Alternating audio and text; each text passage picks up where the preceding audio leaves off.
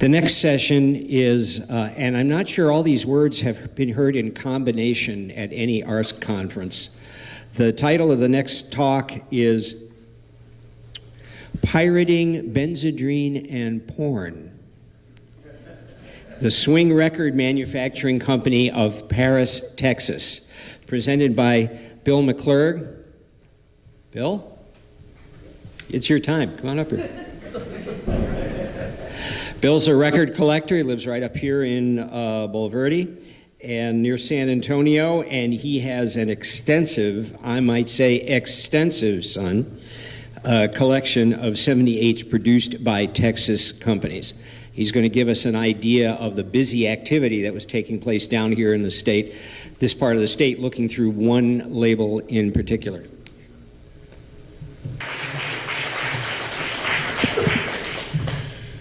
So in Texas in the 1940s and 50s, there were a lot of independent record companies, and some have been documented well. Starday and Peacock and Duke, Ideal and Falcone and Rio. Chris is walking in the door back there. But there were some companies that just weren't, that have not been documented much at all, and Swing has been one of the mystery companies to figure out. Swing is based in Paris, Texas, about 30 miles south of the Oklahoma border. Not on the main roads, but still accessible from Dallas and Shreveport. Jimmy Mercer was the man that owned and operated Swing. And he came to Paris in 1945. He was 43 years old. He had just got married. His bride was 18.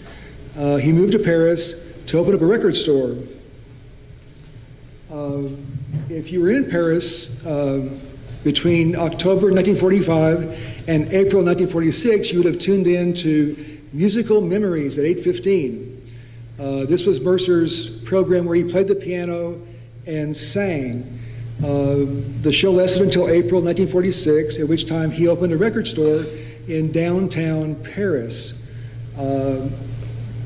He was a man of great exaggeration, so I'm not sure everything in this ad from the opening week is true. In June, he started offering piano lessons. Guarantee you to play the piano when you're through. In October, he asked musicians, or artists as he called them, to come audition for the new record labels he was setting up, Swing and Downbeat.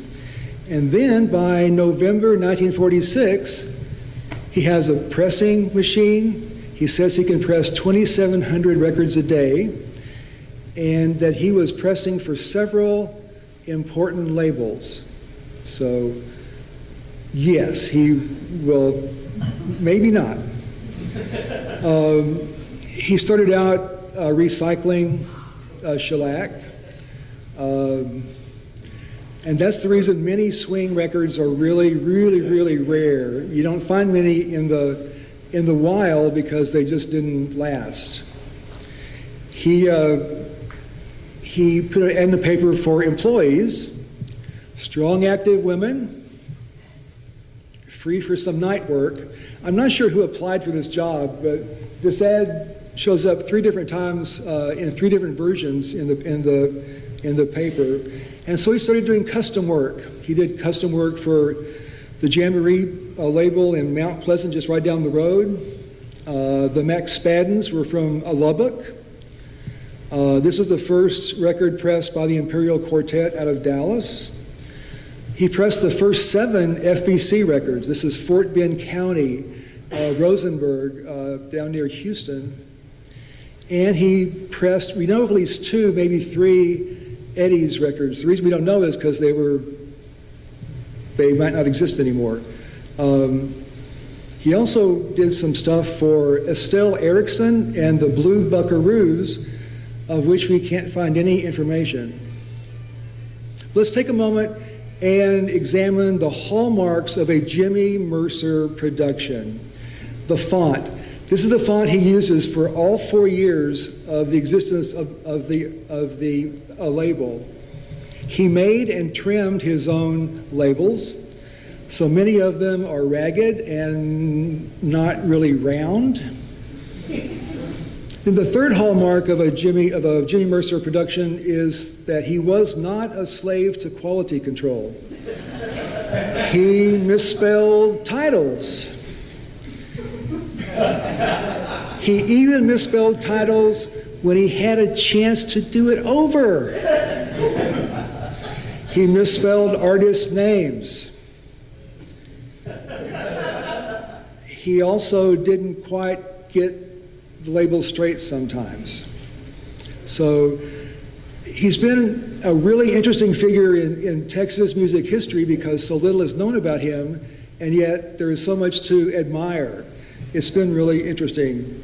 Bob Tanner, who owned TNT here in San Antonio, met Mercer, and he just flat out says that, yeah, what Mercer did was bootleg other people's labels. And that is kind of the case. In 1947, he pressed 4 sides for Roy Lee Brown. This is Milton Brown's a younger brother. He pressed 4 sides on the Cowtown label, and guess what? It also appeared on the Swing label without Roy Lee's permission. There's a small label in Shreveport called JOB, and all of a sudden that record shows up on Swing, on another of Mercer's labels. He bootlegged several early Freedom records. When the founder of Atlantic came to Houston right after Drinking Wine Spooty Uty was out, he says that he found a stack of them in a record store, asked where they came from, and they said, Paris.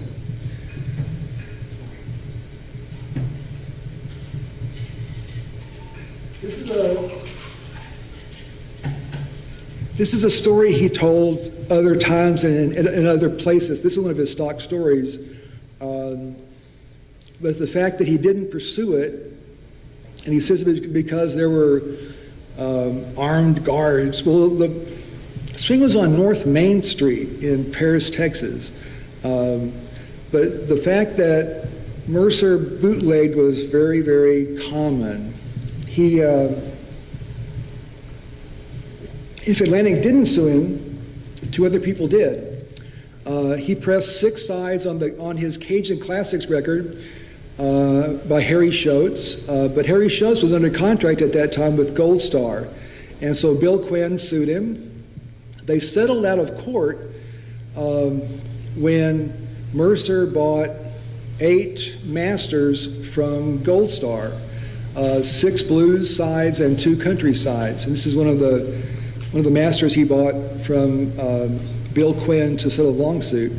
And then 4 Star sued him as well. Hank Lachlan was getting hot in the late 40s, 49, 50, and Mercer found 4 acetates that he put out on the royalty label, and 4 Star sued him, but they settled. But we don't know the details of the settlement. So he was an active bootlegger. He had the Swing label and the royalty label.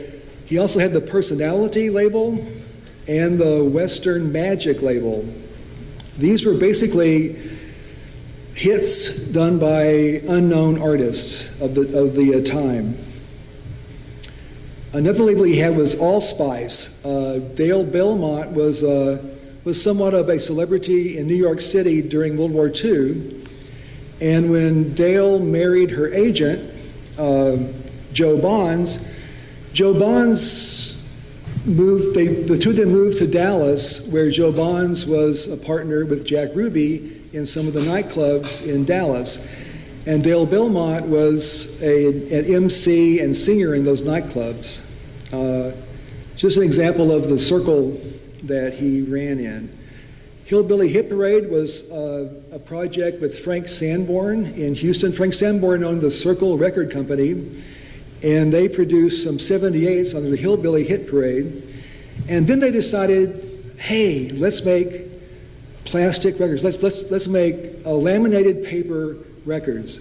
And they did. These are incredibly rare.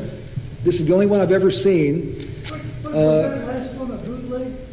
I'm sorry? The label just flashed by of a million-seller record on Capitol, only you had it on a, well, it looks like a bootleg. The Tex Williams smoked that cigarette. Did you see that again? I went too fast, so I'll backtrack a second. So the plastic record, these are incredibly rare because they're paper. I've only seen one in my whole life. In theory, the lyrics to the song was to be printed on the back, and then the Hillbilly Hit Parade label on the front. Andrew Brown of Houston has 6 of these, all with the Hillbilly. Mine has a swing label on it.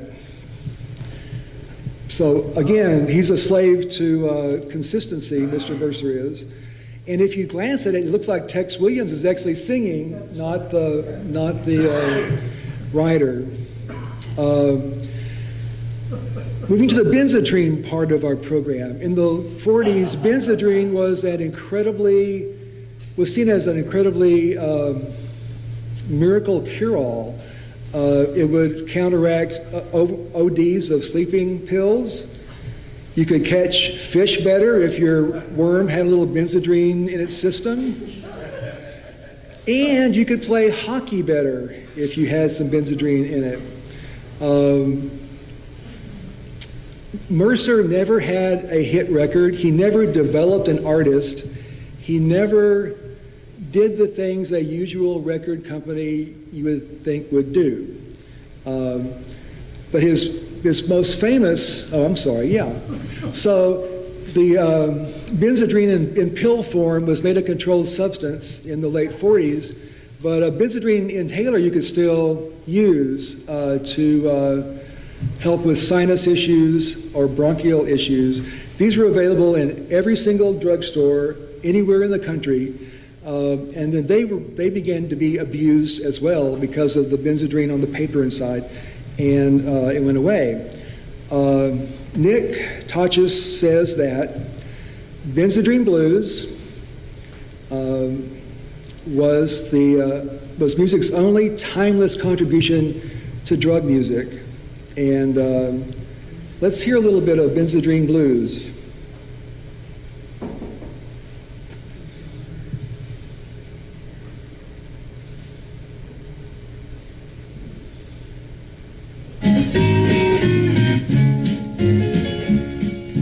If you're ever feeling blue, let me tell you what to do. It'll make your troubles vanish like a dream.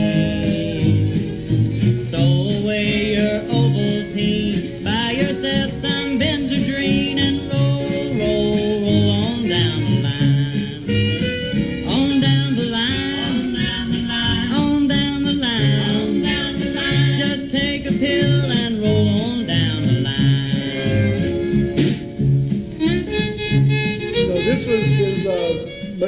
This is the record that, if people know royalty and Mercer at all, this is the one they think of. We do not know who Alvin Edwards was, or we don't know who the Texas Rhythm Boys were.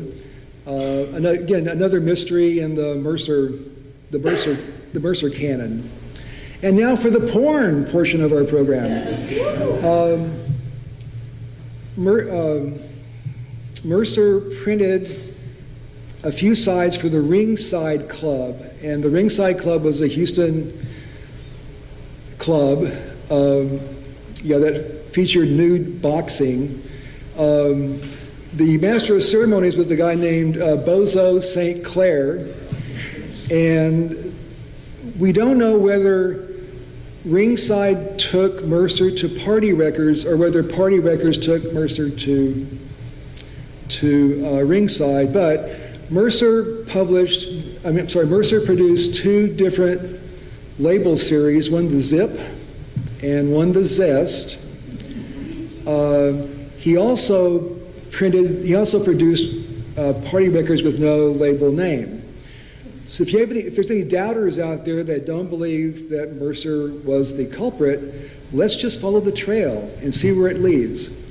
So there you go, back to swing. The golf game, back to swing. And so in March of 1949, the feds came knocking.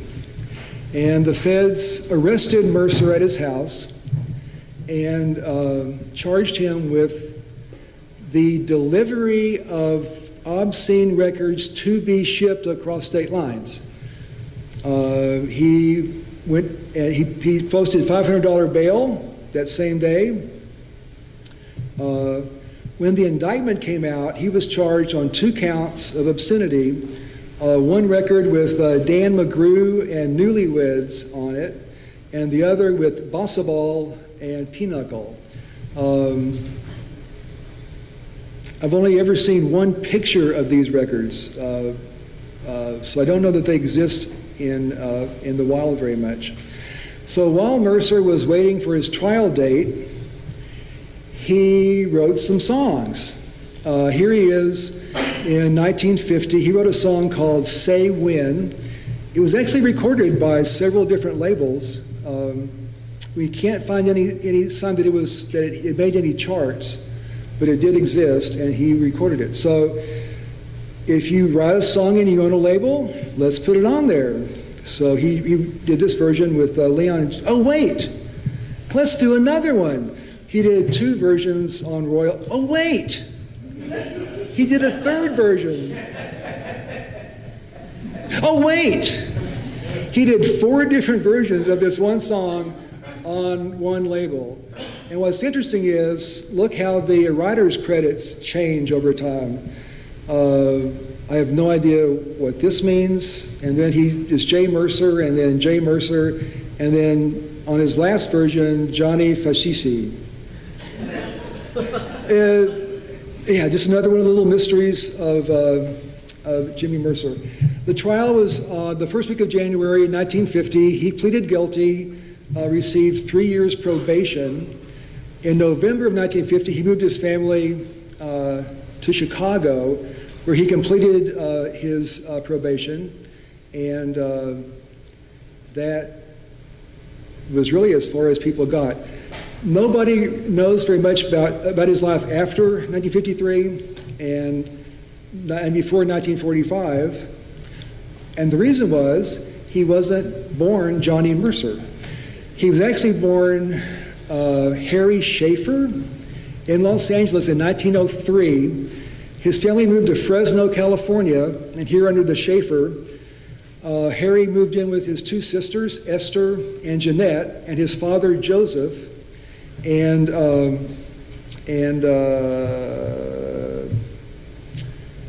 this is 1917 when he's 14 years old. He's working as a clerk, so it's kind of safe to assume that he was through with school at 14 years old. But he was civic-minded. He registered to vote in the 20s. He's a musician, and he's also a socialist. He's a registered socialist in California in the 20s. And then we see him in 1928. He's a cattle buyer. And he's arrested on a Fresno warrant in Los Angeles for robbery and forgery. And he was convicted and sent to San Quentin, where he served his term. I love this picture because it shows his hair is auburn and his eyes are hazel.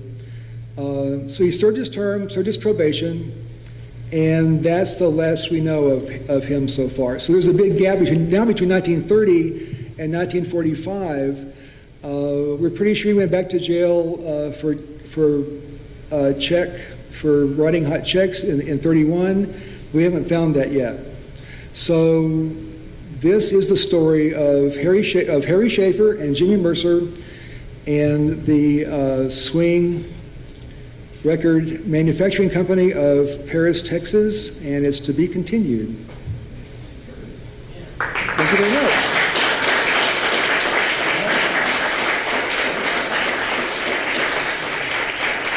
Any questions? I have a question, so I'm using this mic. Huh? Okay. Those party records that he did, were those also bootlegged, or did he get some folks together and do an original production? No, those were all done. I mean, David can say that better than I can. David, they were just common. Most of the dubs of party records were already out there. A couple of them seem to be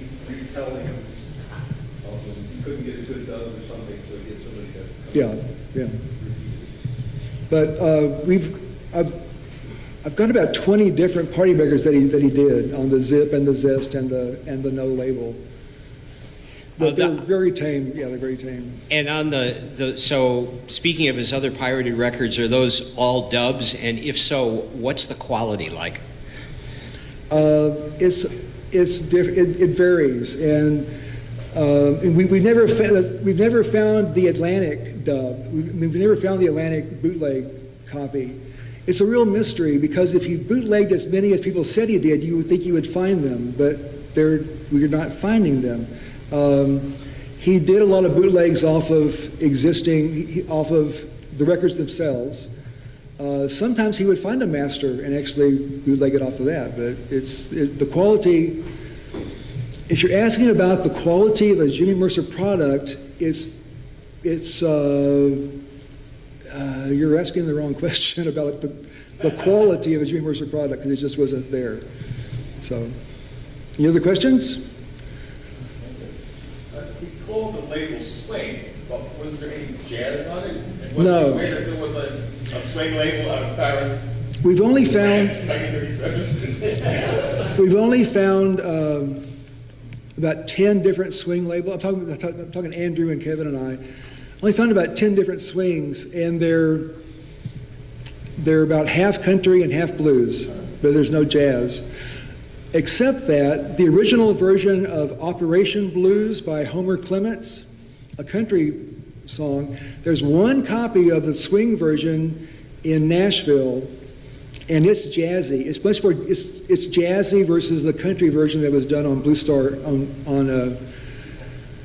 Blue Bonnet later. But no, there's no jazz. Just porn. All right. Thank you very much.